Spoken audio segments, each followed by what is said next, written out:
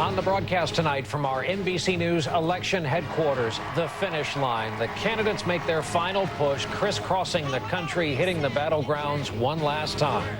The polls open just hours from now, and all the long months of campaigning come down to this as Americans now begin selecting a new president.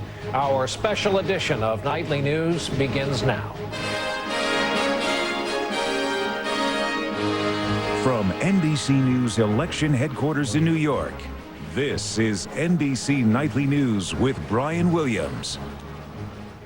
Good evening. The longest campaign in U.S. history is almost over. And tonight from our election headquarters here in New York, with reports from all over this country, we will preview tomorrow's election. We have transformed virtually an entire New York City block for this occasion. All of our personnel have been mobilized to cover the most exciting American election in generations. Tonight, we have one last look at where the U.S. electorate stands. Our brand new NBC News Wall Street Journal poll, which we believe is the last best snapshot of voting trends as we head into tomorrow. Our poll has the race this way: Obama leading McCain 51-43. Keep in mind that's the national number. As you know, this election is much more about battleground states, and that is where the candidates were today. It's where we begin our complete coverage tonight, starting with our two campaign correspondents. Lee Cowan is with Senator Obama in Charlotte tonight. And Lee, I know the campaign and the senator got some very bittersweet, very bad news today on the eve of this election. They did, Brian. They found out just early this morning that the senator's grandmother, the woman who helped raise him along with his mother, passed away this morning after her long battle with cancer. She was 87 years old. Her birthday had just taken place, in fact. The senator found out this news just before beginning this very final day of campaigning at an event down in Jacksonville, Florida today. Barack Obama had called her his cornerstone. But Madeline Dunham, the woman he said who was just as responsible for raising him as his mother, passed away this morning, less than 24 hours before voters decide whether to send her grandson to the White House. At a rally in Jacksonville today, the strain on him showed only once. For a brief moment, mistaking which state he was in, saying Ohio when he meant Florida. The Republicans are spending a lot of money on ads here in Ohio. You don't know, Florida. I've been traveling too much. The Sunshine State was stop one on his farewell to the campaign tour, in part because it's a battleground, and in part because it was here where John McCain gave Barack Obama a line he will never let him forget. Remember what he said when he was here in Jacksonville on September 15th. The line? Our economy, I think, still, the fundamentals of our economy are strong. Florida, you and I know that not only was John McCain fundamentally wrong, it sums up the fact that he's out of touch. As he wrapped up his campaigning this weekend, all in red states, by the way, from Nevada to Colorado to Missouri and Ohio, the economy has been the main character in Obama's accounts, and John McCain the villain. Understand, at this point, I've made the arguments. Now it's all about who wants it more, who believes in it more. Obama's last event is a late-night rally in Manassas, Virginia tonight, the end of a campaign he suspended for a day to see his grandmother one last time, hoping she'd make it long enough to see how it all turned out. Obviously, Brian, that did not happen tonight. There's no word yet on whether or not Barack Obama will return to Hawaii for the funeral of his grandmother. That is all up in the air, I'd say, pending the outcome of tomorrow. Brian. All right, Lee Cowan on this election eve in Charlotte with his candidate tonight.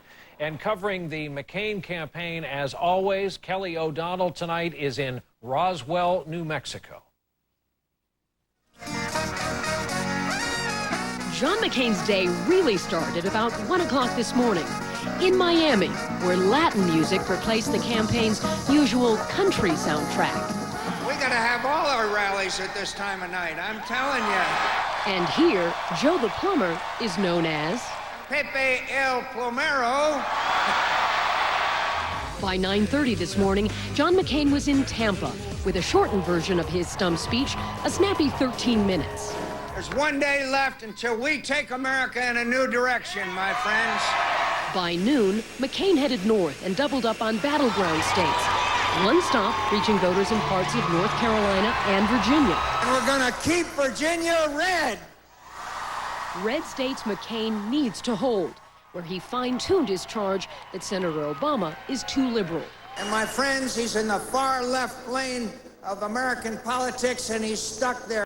In the fast lane of the final day, McCain is traveling roughly 3,500 miles. Measured another way, that's 107 electoral votes. From 2 to 4 o'clock this afternoon, stops outside Pittsburgh and Indianapolis.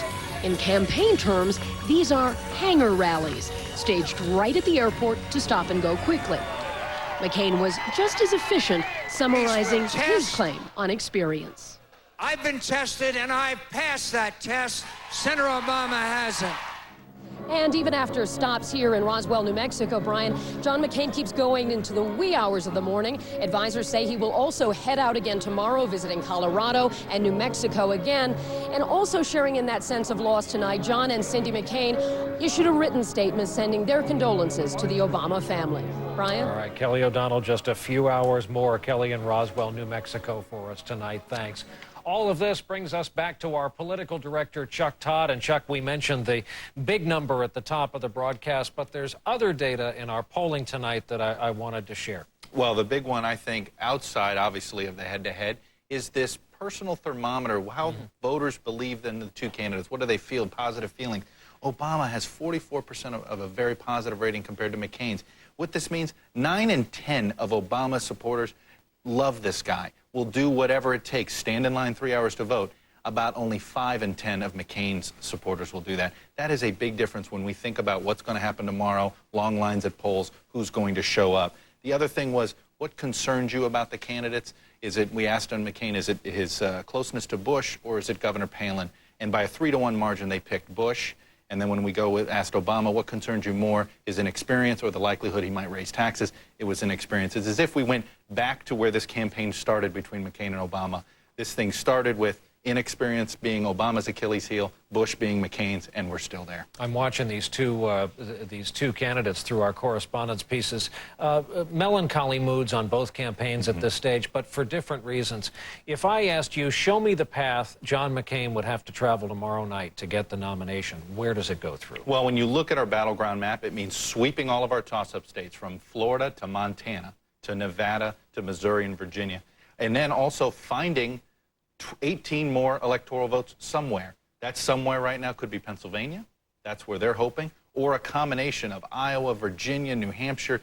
It's very, very difficult when you look at it, but it's still possible. All right. We'll, of course, see you all day tomorrow and all through the night tomorrow night. Chuck Todd, our political director, thanks.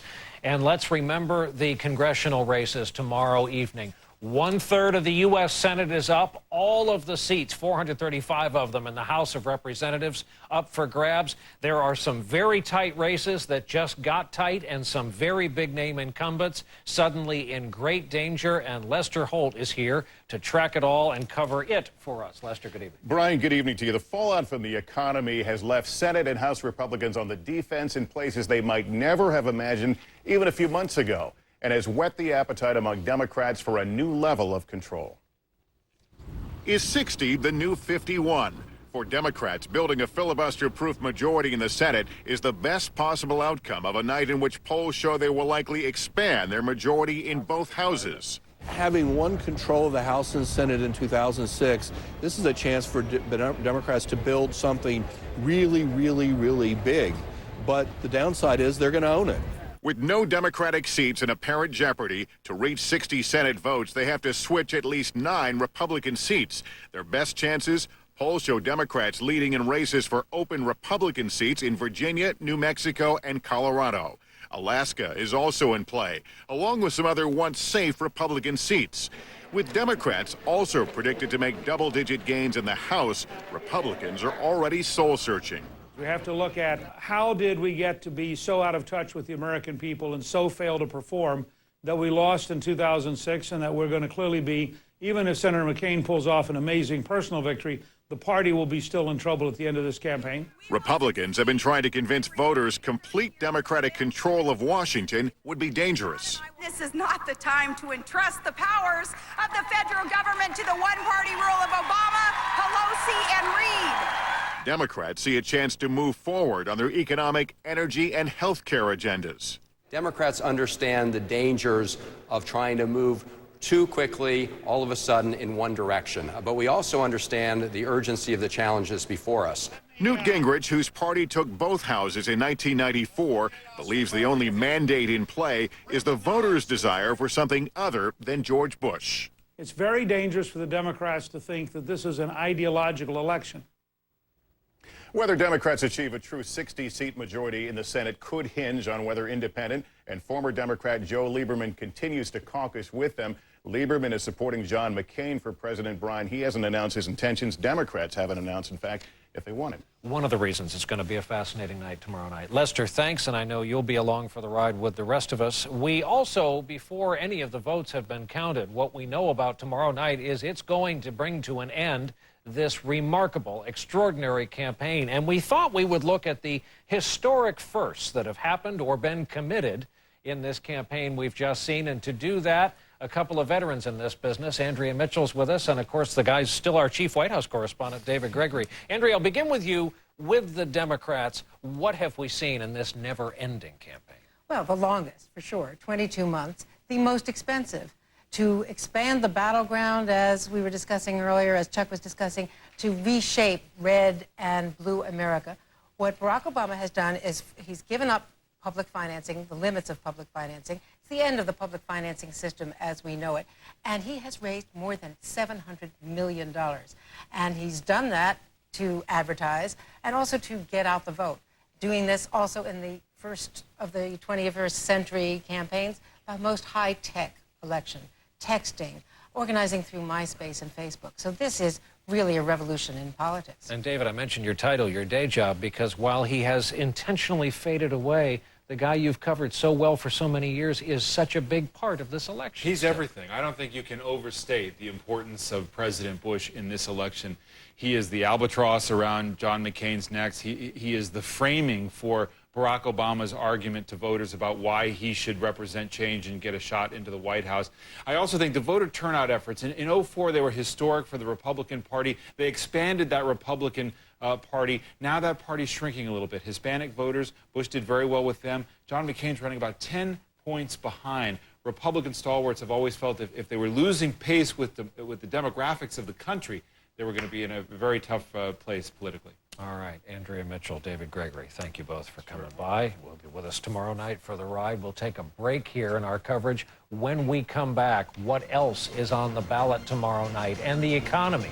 What we learned about some big national names today. Our coverage continues right after this.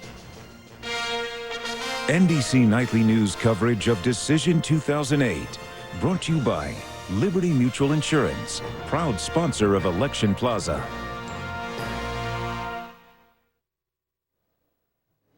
Today, scrubologists reveal how the automatic shower cleaner really works.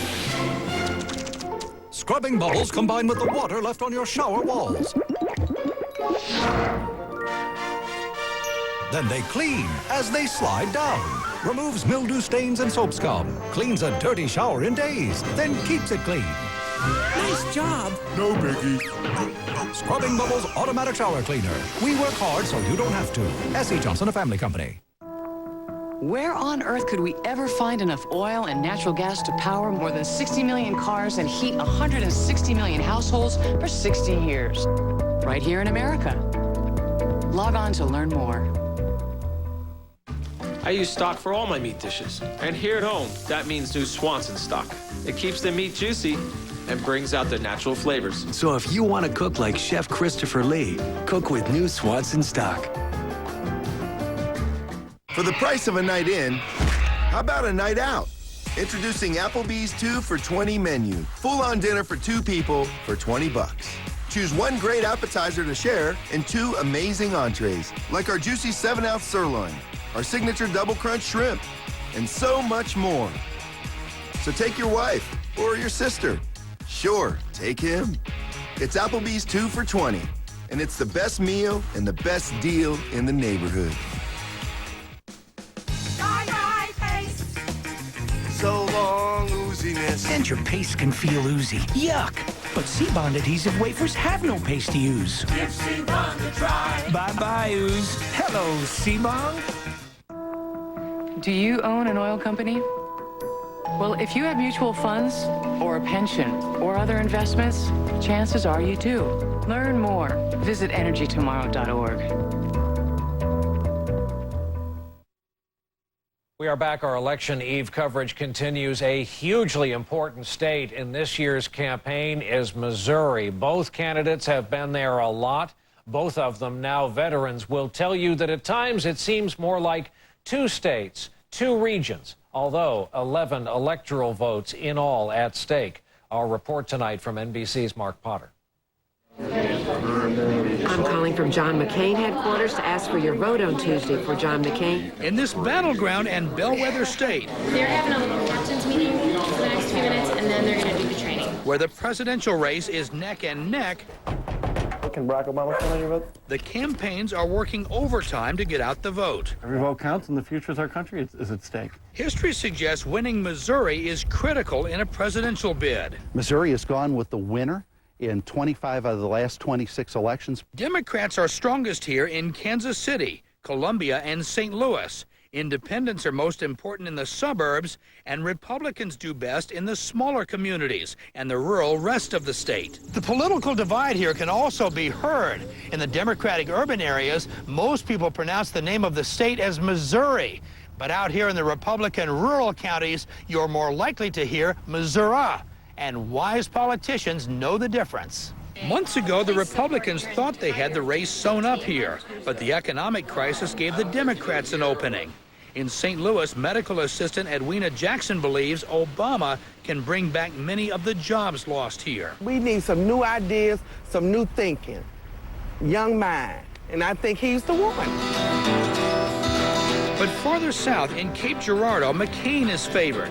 Dave Knight runs a small manufacturing plant here employing 45 people and fears Obama's tax plan could hurt his business. That burden of extra taxes could be the straw that broke the camel's back.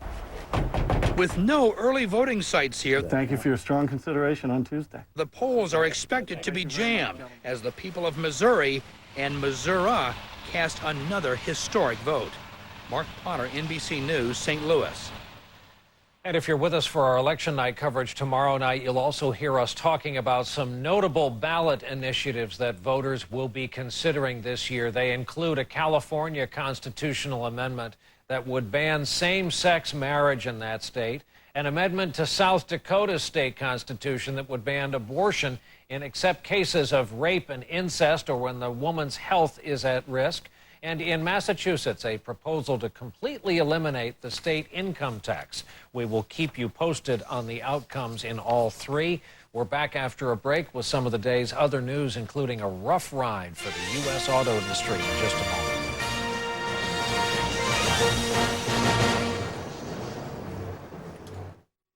If you've had a heart attack caused by a completely blocked artery, another heart attack could be lurking, waiting to strike. A heart attack caused by a clot, one that could be fatal. But Plavix helps save lives. Plavix, taken with other heart medicines, goes beyond what other heart medicines do alone to provide greater protection against heart attack or stroke and even death by helping to keep blood platelets from sticking together and forming clots. Ask your doctor about Plavix, protection that helps save lives. If you have a stomach ulcer or other condition that causes bleeding, you should not use Plavix. When taking Plavix alone or with some other medicines, including aspirin, the risk of bleeding may increase, so tell your doctor before planning surgery. And always talk to your doctor before taking aspirin or other medicines with Plavix, especially if you've had a stroke. If you develop fever or unexplained weakness or confusion, tell your doctor promptly, as these may be signs of a rare but potentially life-threatening condition called TTP, which has been reported rarely, sometimes in less than 2 weeks after starting therapy. Other rare but serious side effects may occur. Should a man over 50 take the same multivitamin as a woman? I don't think so. One a day men's 50 plus advantage. The only complete multivitamin with support for prostate and heart health, plus more ginkgo for memory and concentration. From One a day.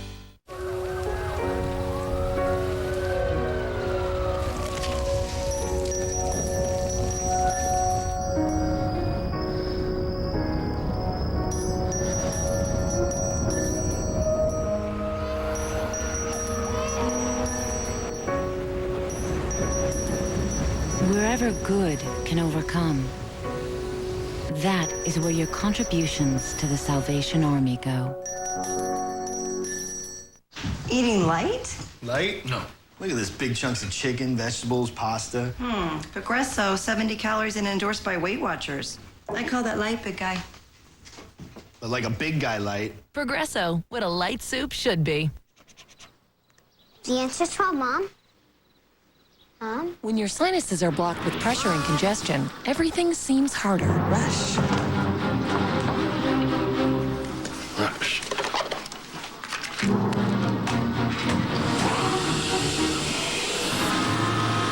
Everything seems harder when your sinuses are blocked. Nothing works faster on nasal congestion than the medicine in new Sudafed OM nasal spray. Sudafed OM, unblock your head. Tomorrow, a special Election Day edition of Today. Join Matt, Meredith, Al, and Ann live from Election Plaza. Tomorrow on Today on NBC. We mentioned this earlier, grim news from the auto industry today, part of the economic outlook that makes the backdrop for this election, really. And to give us the numbers, tell us what they mean, we turn, as always, to Phil LeBeau, who covers the auto industry for CNBC and for us, and he's with us from Detroit. And Phil, for all those of us who know and love American cars, these are hard to take. Unbelievable numbers, Brian. These are the weakest auto sales in more than 25 years. How bad was October? Let's start with General Motors, the country's largest automaker, seeing sales decline by 45% last month. Chrysler down 35%, and Ford down 30%. Toyota, well, it did relatively well compared to the others, with sales dropping 26%. The big reason that people were not buying last month, a lack of confidence brought on by two things. First of all, the economy, which everybody knows about, and also people who were in the market for a new car may have been having problems finding financing, so they didn't go through with a purchase. And what's really troubling, Brian, for the automakers, I talked with one executive who said the worst may not have already happened. We could see it even lower next month. That's a chilling thought for an industry already hurting. Phil LeBeau in Detroit. Phil, as always, thank you. A big name in retailing is going through a major struggle right as we head into what could be a lean and tough holiday shopping season. Circuit City has decided to close more than 150 stores. They're also cutting thousands of jobs. The electronics retailer is struggling with competition, of course, but also slower consumer spending and tightening credit from its own vendors. Wall Street largely unaffected by the bad economic news today, apparently in a holding pattern right now ahead of the election results tomorrow. The Dow fell 5 points in one of its calmest days of trading in recent memory. We're back in a moment with two campaign veterans to talk about this presidential election and beyond.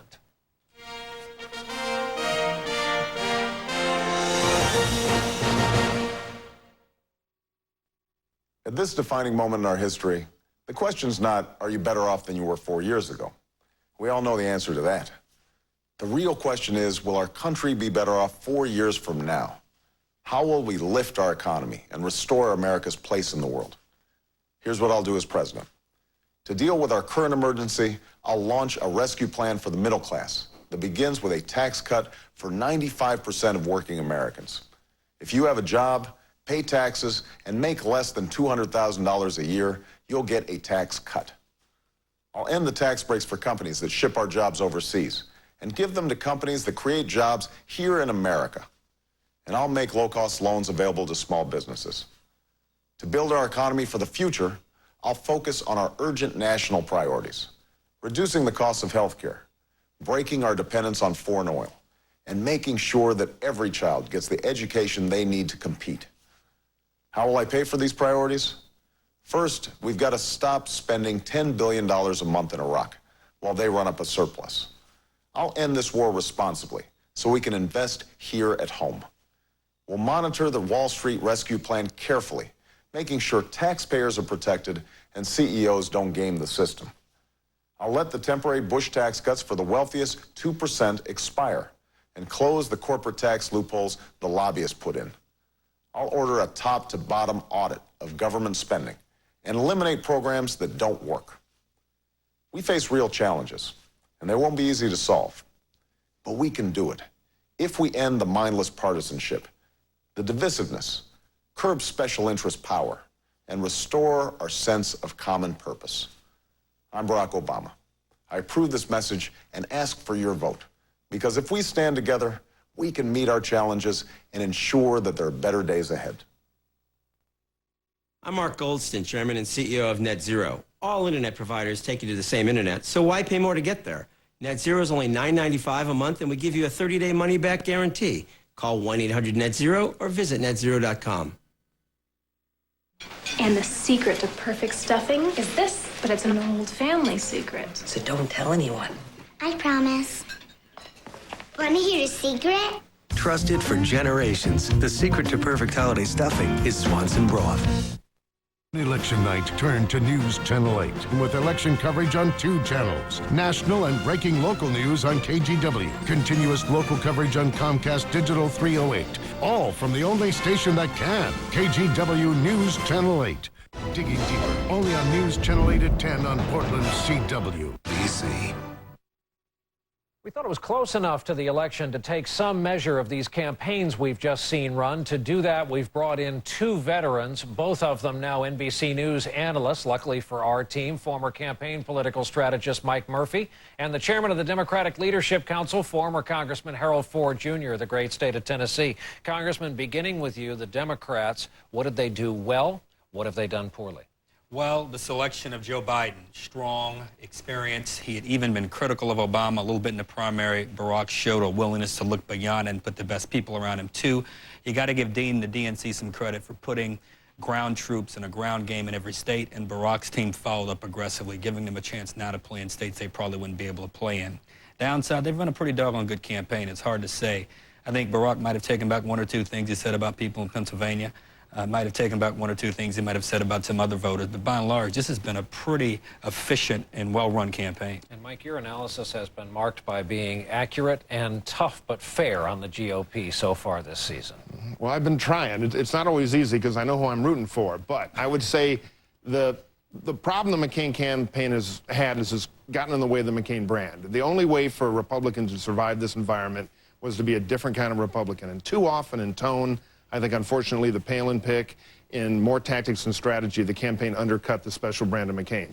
The upside, it's a McCain campaign. They never quit. They fight, they fight, they fight. They're fighting right now, and they're going to be fighting tomorrow morning. They never give up. They're tough-minded, and they're not quitters. Do you agree with that theory that when he took that microphone from the woman in Minnesota and said, no, my opponent's not an Arab, that's when we saw the first genuine flash of John McCain in a long time in the campaign? Yeah, I think so. And the other night in Peterborough, when he went back to that kind of shrine from the old days, I saw it on C-SPAN, and that was the McCain that I think if it had really been for the full year, I think the numbers would be looking a little better tonight. Well, as they say, we're down to counting the hours, and the voters have a funny way of expressing their own opinions, but thank you We both. had one more advantage. Uh-huh. We had a better candidate. I mean, Barack Obama's is proven to be see how he did that? and again. It's like the 2-minute ad. They don't quit. Gentlemen, thank you both. We'll talk more with you both tomorrow night as we watch this story unfold. See, it's so happy when they get along.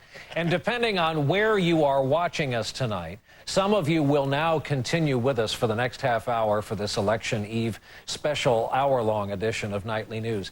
If you're leaving us, the second half of this broadcast and a whole lot of election and political coverage will be available starting tonight on our website. That's nightly.msnbc.com. So, for some of you, we'll be right back. We hope to see you all, of course, for tomorrow night's election coverage from New York.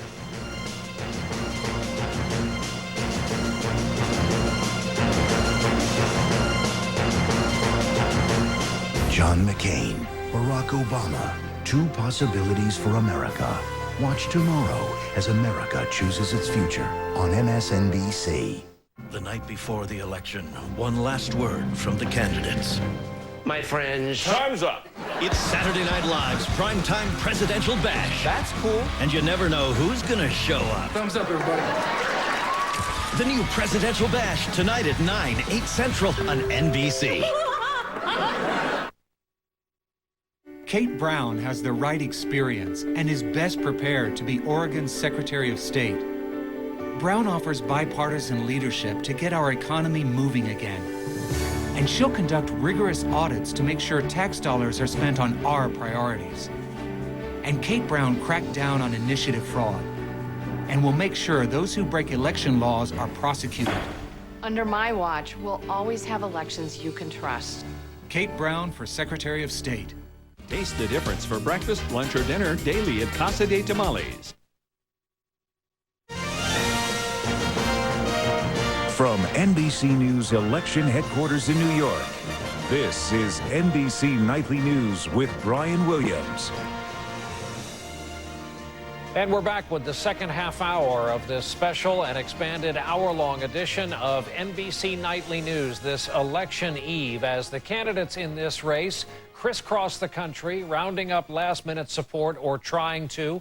Barack Obama rallied supporters in Charlotte, North Carolina late today, where he spoke a short time ago about the bad and sad news he received today, the passing of his grandmother, Madeline Dunham. She died early this morning. She was somebody who was a very humble person and a very plain-spoken person. She's one of those quiet heroes that we have all across America. Barack Obama late today. For his part, John McCain made a stop in the unlikely battleground state of Indiana this afternoon. It's usually, of course, reliably ruby red for the Republicans. McCain said today he will win there this year as well. In other news, as we continue, we're going to touch down all across the country this evening, going to our team of correspondents dispatched across the country, deployed in battleground states, covering some of the key voting groups. And we begin with NBC's Rahima Ellis. She's out in Rockefeller Plaza, right outside this building. It has been transformed into our NBC News Election Plaza. And Rahima, we should add, you have a serious job starting today and into tomorrow, looking at any voting problems or irregularities across this country. Absolutely. Pacific Life has been the power behind successful individuals for more than 140 years. Pacific Life's strength includes assets exceeding $100 billion. So when it comes to planning for retirement, your financial professional and Pacific Life can help you reach your goals. Pacific Life, the power to help you succeed. With soaring energy prices and global climate change, there are good reasons for believing in wind. Wind energy is clean and plentiful, and it answers the call for sustainable ways to create the electricity we need. We know because our sole focus is developing technology that uses the energy of the wind to generate electricity. America has some of the world's most abundant wind resources, and Vestas is here to help harness them. Grant Thornton, Chevron, the Atlantic Philanthropies, and with the ongoing support of these institutions and foundations. And this program was made possible by the Corporation for Public Broadcasting and by contributions to your PBS station from viewers like you. Thank you.